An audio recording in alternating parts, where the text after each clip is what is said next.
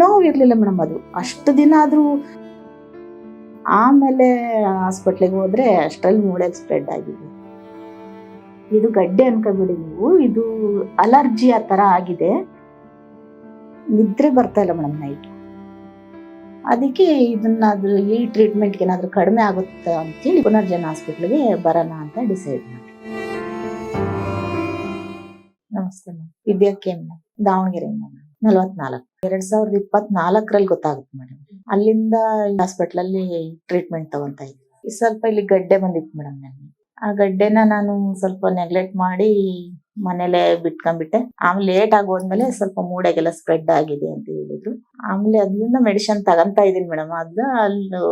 ಇದನ್ನ ಯೂಟ್ಯೂಬ್ ಅಲ್ಲಿ ನೋಡಿ ಪುನರ್ಜನ ಹಾಸ್ಪಿಟ್ಲಿಗೆ ಬರೋಣ ಅಂತ ಡಿಸೈಡ್ ಮಾಡಿ. ಸ್ಟಾರ್ಟಿಂಗು ಕಿಮೋ ಮಾಡಿದ್ರು ಮೇಡಮ್. ಅದು ಕಿಮೋ ನನ್ಗೆ ಪರ್ಸನಾಲಿಟಿ ಇಲ್ಲ ಅಂತೇಳಿ ಡೋಸ್ ಕಮ್ಮಿ ಮಾಡಿದ್ರಿಂದ ಅದು ಎಫೆಕ್ಟ್ ಜಾಸ್ತಿ ಆಗ್ಲಿಲ್ಲ ಮೇಡಮ್. ಮತ್ತೆ ಮೆಡಿಸಿನ್ ಮತ್ತೆ ಸ್ಟಾರ್ಟ್ ಮಾಡಿದ್ರು, ಮತ್ತೆ ಕಿಮೋ ಮಾಡಿದ್ರು, ರೇಡಿಯೇಷನ್ ಮಾಡಿದ್ರು 5 ದಿನ.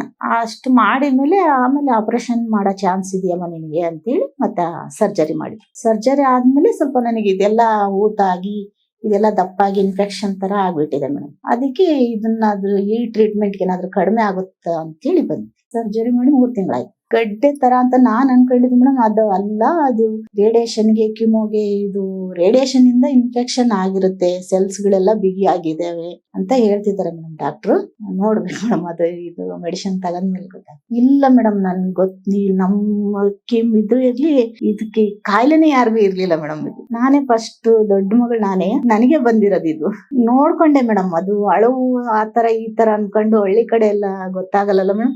ಆದ್ರೆ ಬೇರೆ ನಮಗೆ ಅನುಭವನೂ ಇರ್ಲಿಲ್ಲ ಮೇಡಮ್. ಈ ತರ ಗಡ್ಡೆ ಯಾರಿಗೂ ಅನುಭವ ಇರ್ಲಿರೋದ್ರಿಂದ ನಾವೇನ್ ಮಾಡಿದ್ವಿ, ಅಲ್ಲಿ ಔಷಧಿ ಹಾಕ್ತಾರೆ ಅಂತೇಳಿ ನಾಟಿ ಔಷಧಿ ತಗೊಂಡ್ವಿ ಮೇಡಮ್. ಅದರಿಂದ ಸ್ವಲ್ಪ ಬಹಳ ಡಿಲೇ ಆಗಿ ಒಂದು 6 ತಿಂಗಳು 8 ತಿಂಗಳು ಲೇಟ್ ಆಗ್ಬಿಡ್ತು ಮೇಡಮ್. ಹಾಸ್ಪಿಟ್ಲಿಗೆ ಬರೋ ಅಷ್ಟರಲ್ಲಿ ಸ್ಪ್ರೆಡ್ ಆಗುತ್ತೆ. ನೋವು ಇರ್ಲಿಲ್ಲ ಮೇಡಮ್. ಅದು ಅಷ್ಟು ದಿನ ಆದ್ರೂ 1 ವರ್ಷದ ಹತ್ತತ್ರ ಗಡ್ಡೆ ಆದ್ರೂ ನನಗೆ ನೋವೇ ಇರ್ಲಿಲ್ಲ ಮೇಡಮ್. ಅದು ಯಾವ್ದಕ್ಕೂ ತೊಂದ್ರೆನೂ ಇರ್ಲಿಲ್ಲ. ಕೆಲ್ಸನೂ ಮಾಡ್ತಿದ್ದೆ, ಟೈಲರಿಂಗ್ ಮಾಡ್ತಿದ್ದೆ, ಆಕಳ ಮೇಯಿಸ್ತಿದ್ದೆ, ಎಲ್ಲ ಕೆಲಸ ಮಾಡೋದ್ರಿಂದ ನನಗೆ ಅದ್ರ ಕಡೆ ಗಮನನೇ ಇರ್ಲಿಲ್ಲ ನನಗೆ. ಹಂಗಾಗಿ ಲಾಸ್ಟ್ ಅಲ್ಲಿ ಬೆಳೀತಾ ದೊಡ್ಡದಾಗ್ತಾ ನನಗೆ ಸ್ವಲ್ಪ ಭಯ ಸ್ಟಾರ್ಟ್ ಆಯ್ತು. ಆಮೇಲೆ ಹಾಸ್ಪಿಟ್ಲಿಗೆ ಹೋದ್ರೆ ಅಷ್ಟ್ರಲ್ಲಿ ಮೂಳೆಗೆ ಸ್ಪ್ರೆಡ್ ಆಗಿದೆ. ನಮ್ಮಮ್ಮ ಇದಾರೆ ಮೇಡಮ್, ನಮ್ಮಮ್ಮ ನೋಡ್ಕೊಂತಾರೆ. ಮಕ್ಳು 2 ಹೆಣ್ಮಕ್ಳು ಮೇಡಮ್. ಯಾರು ಹೇಳಲಿಲ್ಲ ಮೇಡಮ್, ನಾವು ಯೂಟ್ಯೂಬ್ ಅಲ್ಲಿ ನೋಡಿನೇ ತಿಳ್ಕೊಂಡಿದ್ದು. ಫೇಸ್ಬುಕ್ ಅಲ್ಲಿ ಇವ್ರು ನೋಡ್ತಾ ಇದ್ರು, ನಾನ್ ನೋಡ್ತಾ ಇದ್ದೆ, ನಮ್ ತಂಗಿರು ನೋಡ್ತಾ ಇದ್ರು.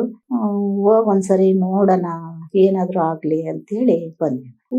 ಊಟಕ್ಕಿಂತ ತೊಂದ್ರೆ ಇಲ್ಲ ಮೇಡಮ್. ನನ್ಗೆ ಊಟ ತಿಂದ್ರಿ ಎಲ್ಲ ನಾರ್ಮಲ್ ಆಗಿ ಮಾಡ್ತೀನಿ ಮೇಡಮ್. ಓಡಾಡ್ತೀನಿ, ಕೆಲ್ಸನೂ ಮಾಡ್ತೀನಿ ಮೇಡಮ್. ಈ ನೋವು ಬಂದಾಗ ಈಗ ಸ್ವಲ್ಪ ದಿನ ನೋವು ಇದು ಮೇಡಮ್. ಈಗ 1 ತಿಂಗಳಿಂದ ನೋವು ಬರ್ತಾ ಇದೆ. ಮೊದ್ಲೆಲ್ಲ ನೋವು ಇಲ್ದ ಇದ್ದಾಗ ನಾನು ಮಾಮೂಲಿ ಹೆಂಗೆ ಇದ್ನಿ ಹಂಗೆ ನಾರ್ಮಲ್ ಆಗಿ ಇದ್ದೆ. ಇವಾಗಂತೂ ನೋವು ಜಾಸ್ತಿ ಬರ್ತಾ ಇದೆ. ನಿದ್ರೆ ಬರ್ತಾ ಇಲ್ಲ ಮೇಡಮ್ ನೈಟ್. ಅದೇ ಯೋಚನೆ ಮಾಡಿದಾಗೆ ನೋವು ಜಾಸ್ತಿ ಆಗ್ಬಿಡುತ್ತೆ.